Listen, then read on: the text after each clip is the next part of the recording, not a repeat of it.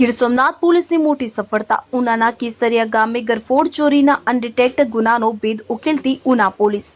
ગીર સોમનાથ જિલ્લામાંથી આ સમયના સૌથી મોટા સમાચાર મળી રહ્યા છે। ઉનામાં થયેલ ગરફોડ ચોરીના ગુનામાં પોલીસે ગણતરીના દિવસોમાં આરોપીઓને મુદ્દામાલ સાથે ઝડપી પાડ્યા છે। જૂનાગઢ રેન્જ ડીઆઈજી રાજેન્દ્રસિંહ ચુડાસમા અને જિલ્લા પોલીસ વડા જયદેવસિંહ જાડેજાની સૂચનાથી ઉના પોલીસે આ સફળ કામગીરી કરી છે। તપાસ દરમિયાન હ્યુમન સોર્સ અને ટેકનિકલ સર્વેલન્સની મદદથી પોલીસે શકમંદોની કડક પૂછપરછ હાથ ધરી હતી કે જેમાં આરોપીઓએ પોતાની કબૂલાત આપતા પોલીસે સોના ચાંદીના દાગીના અને રોકડ રકમ રિકવર કરી છે। ઉના પોલીસ સ્ટેશનના સ્ટાફની અલગ અલગ ટીમોએ સંયુક્ત ઓપરેશન હાથ ધરી આ વણશોધાયેલ ગુનાનો ભેદ ઉકેલ્યો છે।